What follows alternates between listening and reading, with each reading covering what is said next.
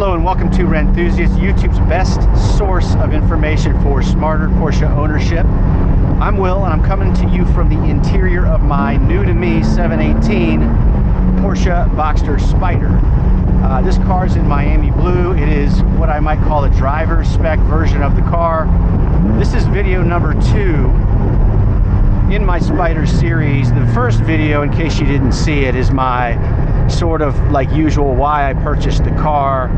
In that video I shared with you like how much it cost me to buy the car, where I found it, what the purchase process looked like, the PPI process, what it cost me to ship, what the shipping experience was like, and finally what it cost me to actually get the car sort of sorted. This is a 13,000 mile example. It didn't really need a lot, but it did need a little bit. And during the course of having the car brought up, and so it needed an oil change, it needed some tires, that kind of thing. During the course of that service, the dealership screwed up the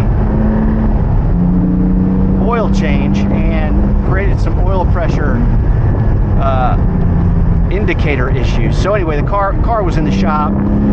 I'll do a whole separate video on that experience, by the way. But anyway, back to the purpose of this video today. What I wanted to do is give you guys just kind of some first impressions of driving this Spyder on the back roads, the twisty back roads of central North Carolina. This is not necessarily like my favorite place to go driving. I live about 2.5 hours, from western North Carolina, where you have mountains with beautiful views and switchbacks and elevation changes, but that said, these roads will do. So the Spyder, I'm not going to get into all the technical information. What I'll do is I'll link a couple of technical videos down below in the description so that you can get more kind of technical background on the car and engine size and generations and all that kind of thing.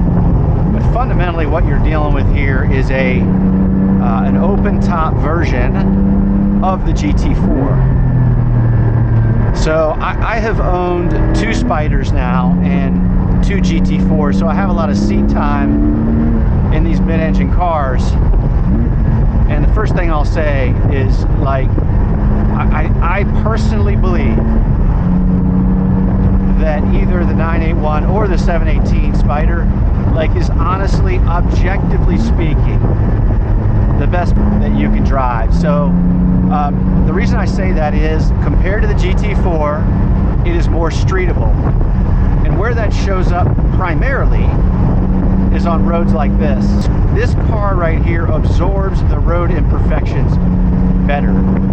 Now, in fairness, I don't have experience driving the 718 GT4 on roads like this, but I do currently own a 981 GT4, and in fact I just drove that car for 1,100 miles for over 4 days. I'm gonna chill here, you got a pedestrian. Need to be careful with that. But yeah, I do own the 981 GT4, and it's stiffer. You know, the Spyder is just more comfortable. But guys, I'm telling you, crazy, crazy, crazy balanced. This is one of those cars that'll make a bad driver good. I mean, it's not that you don't need to be careful, but it's so confidence inspiring. I have a lot of seat time in a 981 Spyder, and I've only done a couple hundred miles in this car. Many of the characteristics are the same. I've never even touched like the edge of the performance of these cars. At least I don't think I have. I don't even know that I've ever had the tires screech on me. So here's the deal. If you have $100,000 to spend and you're looking for a do-it-all Porsche with great design, beautiful, also reliable, like, the Spyder's what you're going to want to look into. Talking a little bit about how this Spyder compares to my old 981 Spyder, you know, the key complaint about this generation is that the exhaust note is nowhere near as mean or as engaging or as entertaining as the 981.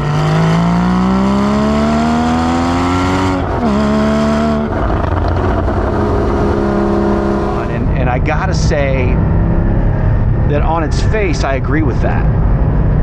You're not getting the pops and the cracks. And it's absolutely tamed down low. So, you know, if exhaust note and noises are your primary concern and you're trying to decide between a 981 and a 718, you're going to want to go with a 981.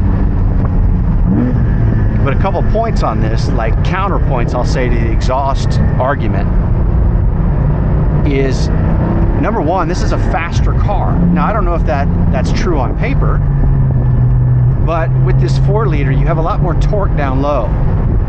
So like maybe you're losing some of the character of that 981 Spyder in terms of the kind of the engagement with the exhaust, and also sort of a buzzsaw characteristic of the motor.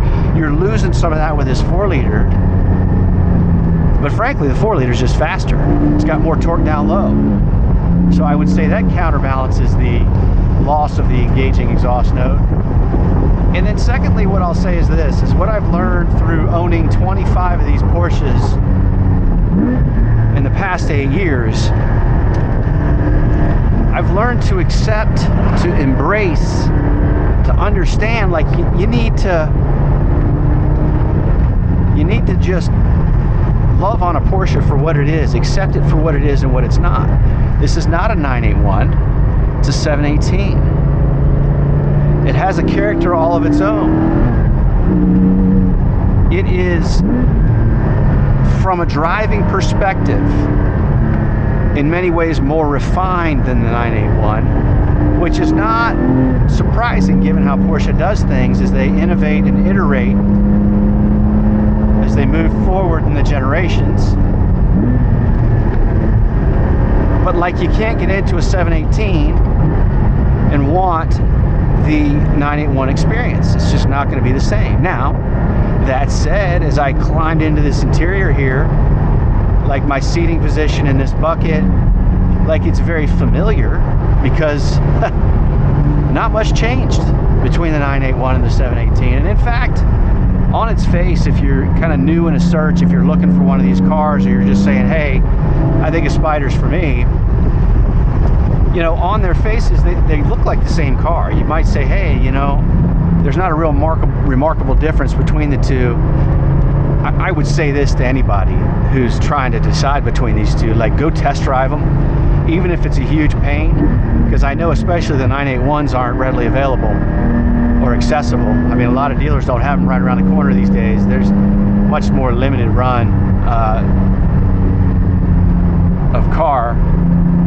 But don't fool yourself, like they're different enough that you need to go taste test them to see which one resonates with you.